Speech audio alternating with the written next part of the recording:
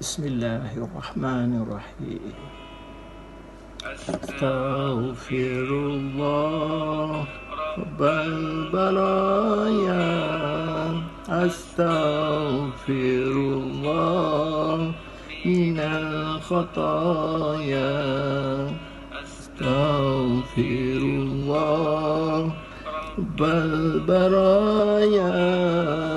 Astaghfirullah minal khataya.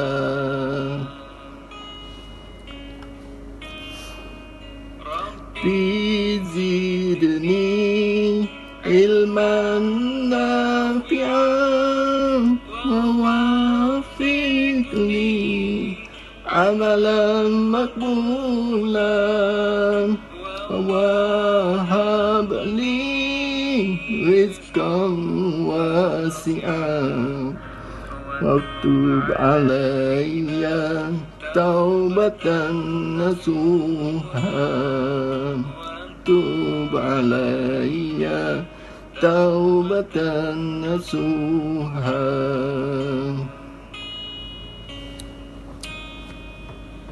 Si Rabbi Jalallah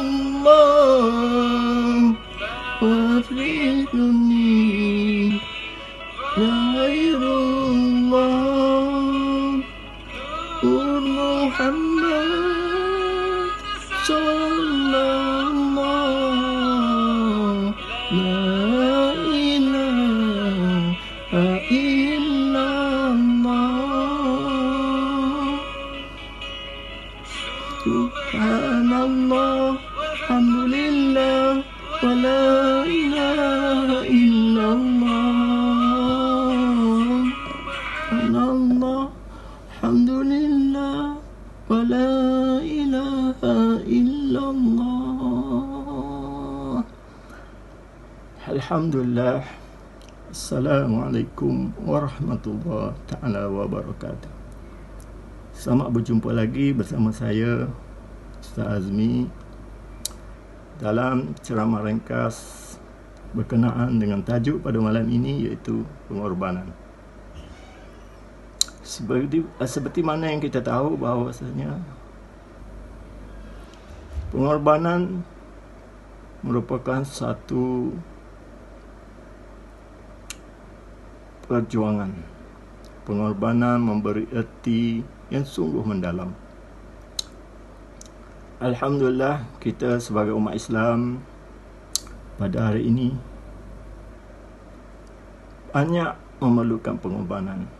Pengorbanan harta benda, pengorbanan tenaga, pengorbanan perjuangan, dan perjuangan kita masih belum selesai. Anak-anak didik, guru-guru yang dikasihi sekalian, alhamdulillah pada malam ini saya akan sentuh sedikit tentang pengorbanan. Allah Subhanahu wa ta'ala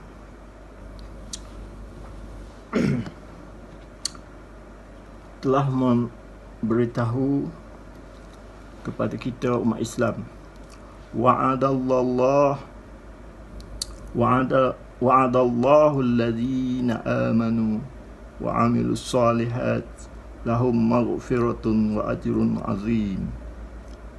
Wa'adallahu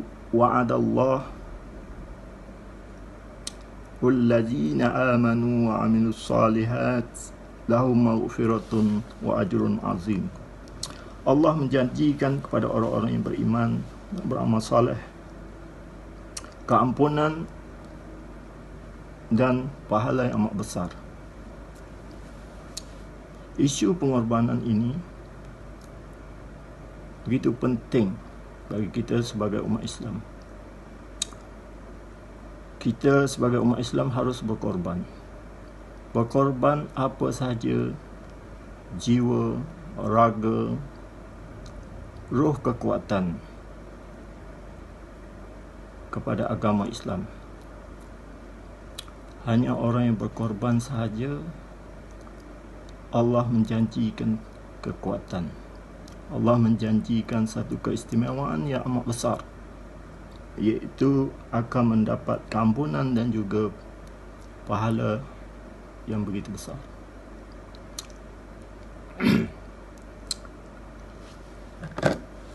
Di dalam Al-Quran diceritakan tentang pengorbanan. Dalam satu kisah, iaitu pada zaman Nabi Adam AS, setelah isterinya Hawa melahirkan dua orang anak, iaitu Habil dan Qabil. Kedua-duanya ada anak Nabi Adam. Nabi Adam AS meminta anaknya sama-sama berkorban.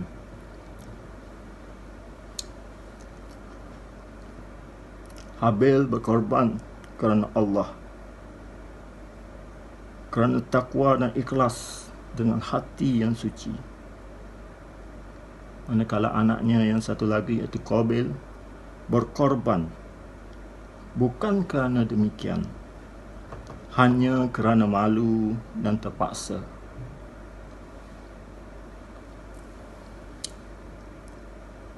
Oleh sebab itu Allah menerima korban Habil. Allah menerima korbannya Habil dan tidak menerima korban Qabil.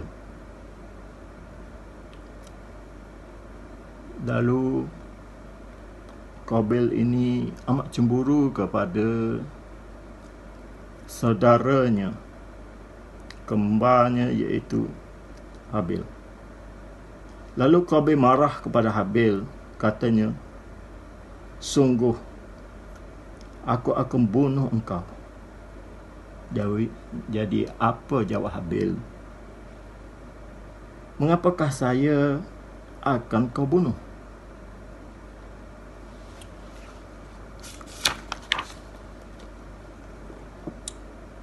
Padahal saya tidak bersalah."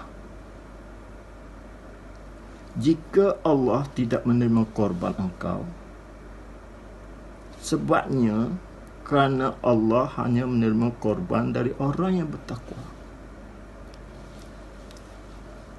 Meskipun engkau nak membunuh saya, tetapi saya tidak akan membunuh engkau. Tetapi kerana hawa nafsu dan degilnya Qabil ini terhadap saudaranya Habil, Habil dibunuh juga. Begitulah antara penyakit hawa nafsu dan degil iri hati telah mendalam dalam jiwa seseorang, maka ia tergamak membunuh saudaranya sendiri. Dan di sinilah dapat kita ketahui bahawa Allah hanya menerima korban, baik korban jiwa atau harta benda, dari orang yang bertakwa dan ikhlas. Anak-anak yang dikasihi sekalian, pengorbanan ibu bapa kita, daripada masa mudanya hinggalah dia tua. Dengan dua tangan inilah dia menyuap rezeki, memberi kemudahan kepada anak-anaknya. Dan inilah pengorbanan ibu bapa yang bekerja siang dan malam semata-mata demi untuk anaknya, untuk kebahagiaan anaknya membesar, mendapat pendidikan yang sempurna, memberi makanan, memberi minuman, membeli kain baju untuk keperluan anak-anak, mencari sesuap nasi demi untuk kebahagiaan keluarga. Begitu juga dengan ibu. Ibu kita berkorban untuk kita daripada 9 bulan 10 hari mengandungkan kita, membesarkan kita, memberi susunya, membelai kita dengan penuh kasih sayang hingga kita dewasa. Dan ingat, apabila kita sudah dewasa, kita seharusnya membalas budi kedua ibu bapa kita, membalas jasa, membalas segala kebaikan yang telah dilakukan oleh mereka kepada kita. Jangan kita lupa bahawa tapak kaki syurga ibu itu, tapak kaki ibu itu syurga bagi kita. Pintu kuncinya ada pada ibu. Manakala pintu syurga itu ada pada bapa. Inilah pengorbanan kedua ibu bapa kita. Seandainya kedua ibu bapa kita masih hidup ataupun yang telah meninggalkan kita, seharusnya kita mendoakan kebahagiaan ibu bapa.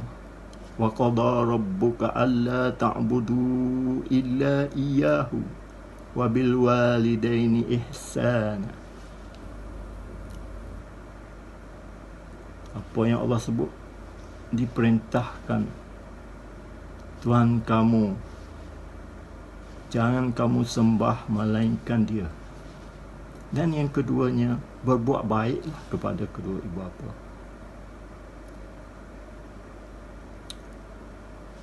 Kedua ibu bapa merupakan tempat kita mendapat kasih sayang, membesarkan kita, menyekolahkan kita, memberi kita pelajaran, memberi segala keperluan kita di dalam dunia ini.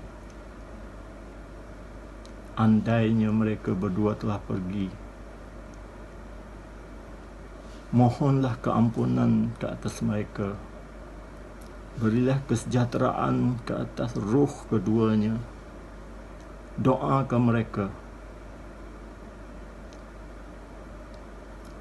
yang di alam sana. Mudah-mudahan segala kebaikan yang telah mereka curahkan kepada kita, kita akan curahkan balik kepada anak-anak kita besok.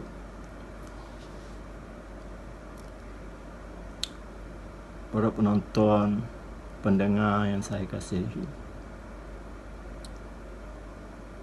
di sinilah Allah melihat kita berkorban. Apabila kita berkorban, berkorbanlah dengan niat yang ikhlas, dengan jiwa yang jitu, semata-mata kerana Allah, memberi kepada yang memerlukan, mensedekahkan kepada yang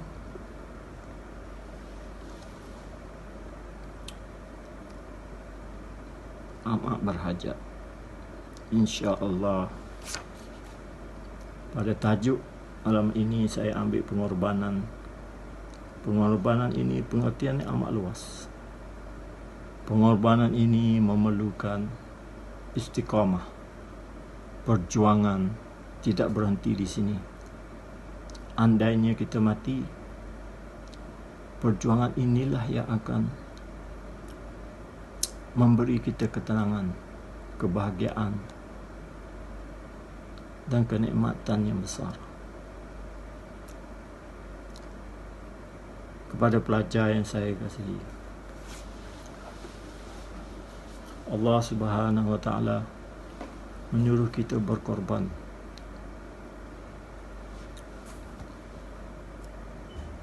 Kalau kita tengok sejarah, macam mana pihak muhajirin berhijrah daripada Mekah ke Madinah, kaum Ansar pula berkorban, memberi segala keperluan kepada kaum muhajirin. Semangat tolong menolong itu begitu kuat saling membantu antara satu sama lain, memberi kemudahan tempat tinggal, memberi makanan, memberi segala keperluan kepada kaum muhajirin yang telah berhijrah. Manakala kaum muhajirin juga berkorban meninggalkan kota Mekah yang disayanginya menuju ke kota Madinah tanpa bekalan yang cukup, membawa dengan kudrat yang ada, meninggalkan kampung halaman yang disayangi menuju ke tempat yang baru yang belum tentu pada fikiran mereka mendapat layanan yang begitu baik, di mana mereka tinggal. Apa mereka nak makan, apa mereka nak buat, di kepala mereka hanyalah Allah sebagai penolong.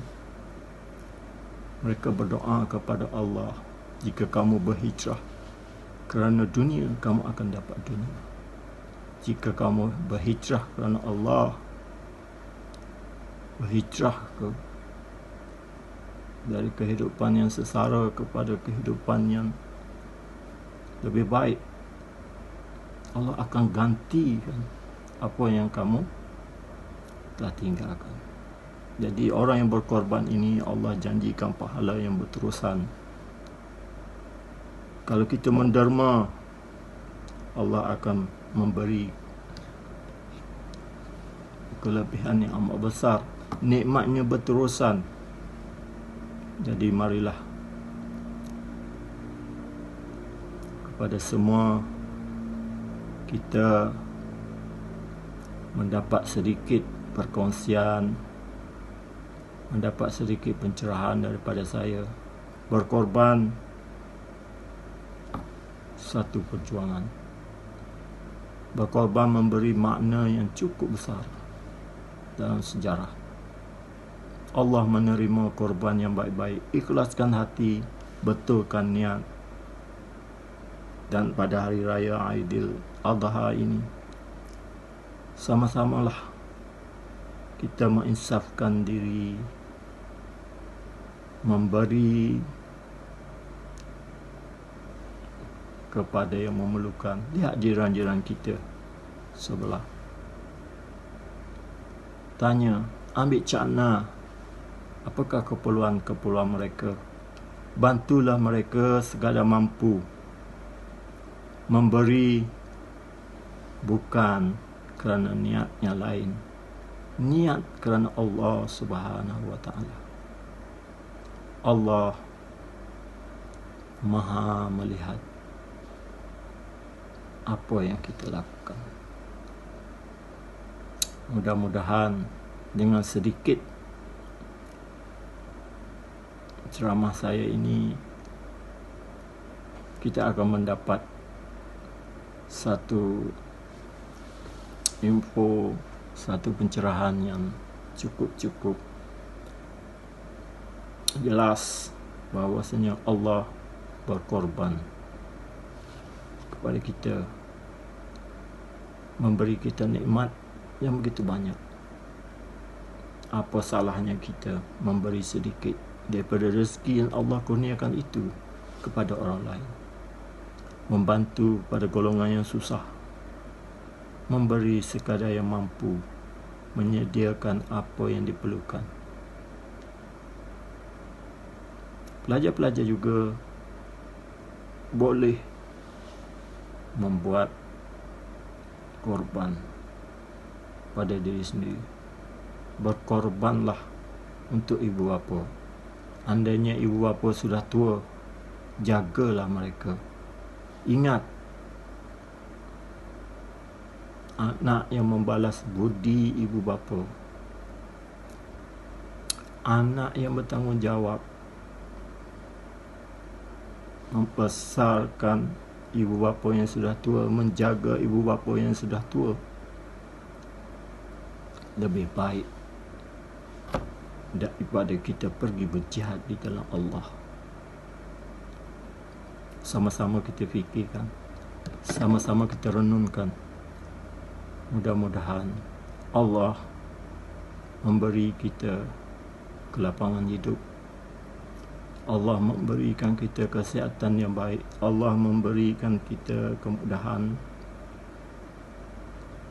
rezeki yang halal. Allah menolong kita. Cukuplah Allah menjadi penolong kita, insya-Allah. Kepada Allah juga kita dikembalikan. Mudah-mudahan dengan sedikit sebanyak pencerahan daripada saya, anak-anak sekalian akan menjadi seorang mukmin, seorang Islam yang cukup baik di sisi Allah Subhanahu wa taala. Sekian, terima kasih daripada saya. Assalamualaikum warahmatullahi wabarakatuh. Jumpa lagi.